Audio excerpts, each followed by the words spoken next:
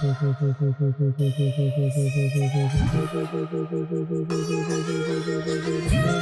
going on, Reef Builders? I'm Jake Adams. Welcome back to another video from the Reef Builder Studio. Today I want to talk about a kind of a pet peeve of mine, and it's a topic of hiding your power heads.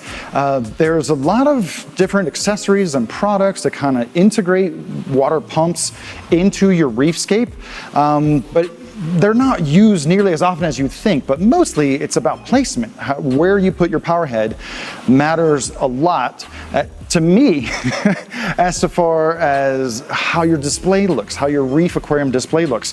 So we have, let's see, we're up to about 6 different reef aquarium displays here at the studio.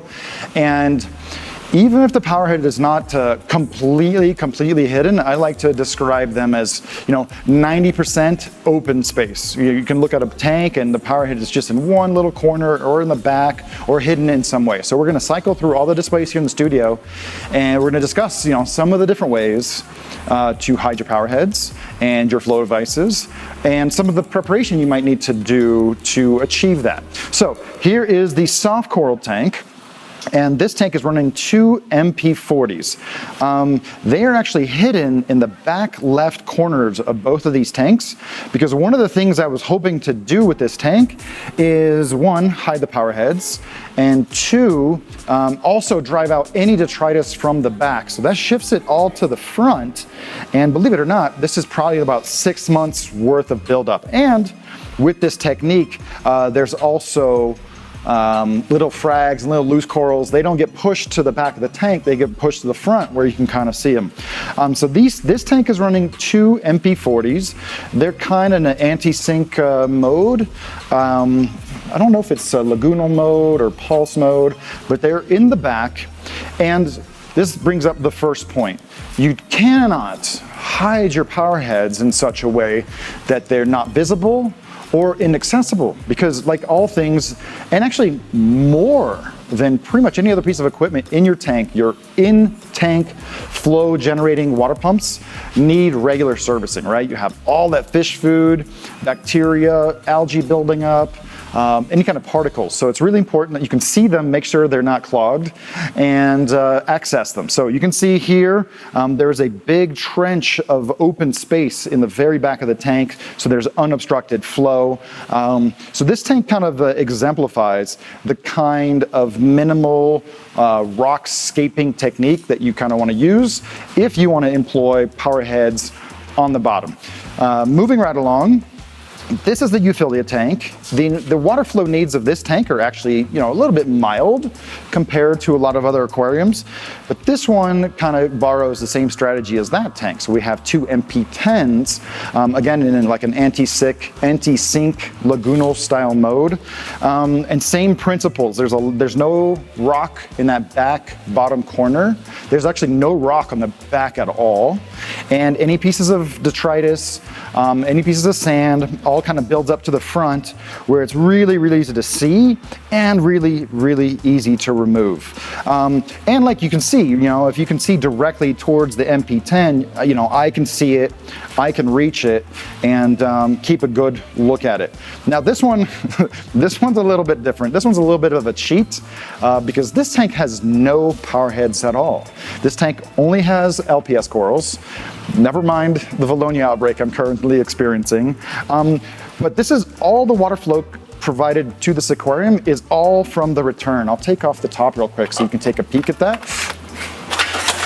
Oops, never mind that. So all the water flow is coming from the top. I've got a flared duckbill just to kind of distribute the water flow throughout the tank. And because the power heads and the water flow is not at the very back of the tank, this one does build up detritus towards the back. But if you'll spin around, Evan, you can clearly see down the back where it builds up. And I just use a long piece of rigid tubing to just kind of suck all that up. But as you see, once again, uninterrupted display, undisrupted field of view of corals. And I wish I'd kind of cleaned the side glasses a little bit better, but you can look through 4 different tanks and you don't see a single cable and you don't see a single power head. So one of these things that these 3 tanks, actually all my tanks have in common, is no sand.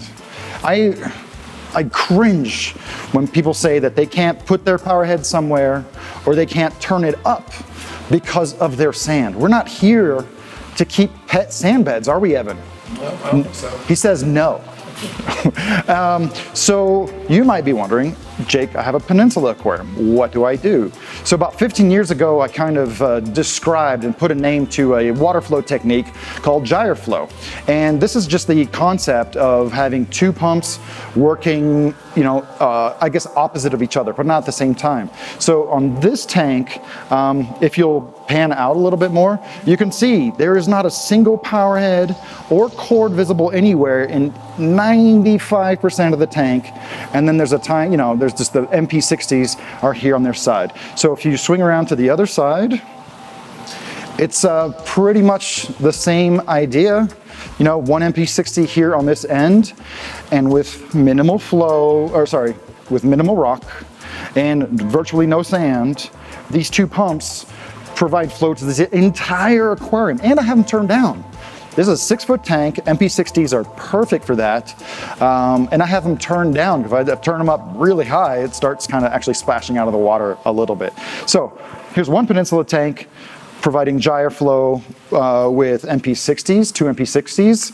There's no tricks here. There's nothing magical about this. For the Peninsula tank, you need even less preparation, right? For those other tanks, you kind of need to make sure to keep those rocks off the back wall. And while we're at it, here's the fish system. The fish system has two return outlets. It has two Seche X streams, and it's worth mentioning that practically all of our power heads are black, right? So with a black background, you really have to bend down and look because there's no light shining directly on the Seche Voyager.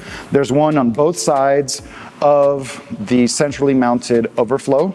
But once again, if you look down the end of this tank, there's no power heads in your way, there's no cables in your way, and it just shows a lot of pride.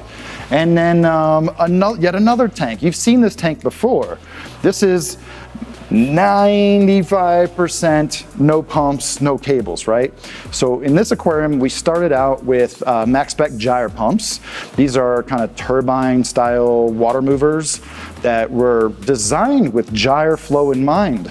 But these are basically the Red Sea branded Reef Wave. I think it's the larger 45. And there's one, again, on both sides. And these are a little bit more efficient than an MP60 at creating a gyre because they have basically a sheet of water that comes out of them and blows across this entire wall. Now here's the thing, to create gyre flow, you don't need to move all of the water in your tank. Well, you want to move all the water in your tank, but if you move this simple cross section that's just right here in front of the glass, momentum builds up and the water flow blows all the way around the other side. So it's not quite as forceful. But here you can see, for example, this is the Monopole Tank, so there's not much movement, but these are the two soft corals here in this tank, and they are flowing pretty well, even though the pump is technically 12 feet away, and I count that by saying this is 5 feet, this is 2 feet, this is 5 feet. So the flow moves so efficiently around the aquarium that these toadstool leathers are very well opened. What else can I say about water flow? In the Peninsula style tanks, you also can't have rocks on the opposite walls, which you wouldn't do anyway. So you really have to think a little bit methodically about how you're going to perform your water flow, maybe even before you set up the tank, or if you have an existing aquarium, just kind of rejigger it. And we have one more tank we're going to tease you with a little bit. This is the newest display to kind of come along. It's got fun trees, fun clams, fun lights, but in this aquarium, there's just one MP10 all the way to the back. And one of the reasons that this works to create all the water flow required for this aquarium, there's a little bit coming from the return, is there is no rock. There is going to be just clams, corals, and trees. So there's less and less to interrupt it. Evan might have had some good points about the water flow situation in his tank. I really got inspired by the way that we have these innovative marine tanks set up, the soft coral tank and the Euphilia tank, with the MP60s or MP40s, I should say, in the back with the open channel in the rockwork. That was a big part of the reason I actually got rid of my sand bed when I moved my tank recently, was because I really wanted to get the pumps off of the viewing panel on the side of the tank, because I have mine set up, it's not a Peninsula style, but it's set up similar to that. So yeah, to be able to stick it down on the bottom and not worry about the sand bed like Jake was saying earlier, that's huge to me. And to get it out of sight, out of mind. We work so hard to create these beautiful reef aquarium displays. It's always been a passion topic of mine to get proper positioning of your water pumps, both for ideal water flow and to keep them as out of sight as possible. So I really hope you've enjoyed this video and learned something from it. You may have noticed that this is an aquarium we have not showcased before. This is the official Mangrove Lagoon Aquarium, and if you want to make sure not to miss the next video where we showcase this aquarium, go ahead and subscribe, hit that notification bell. This is probably the best opportunity that you'll ever have to start a conversation about water flow. So if you have any questions about placement, go ahead and put those down in the comments down below. And if you enjoyed this video, go ahead and give it a like, and we'll catch you guys on the next video.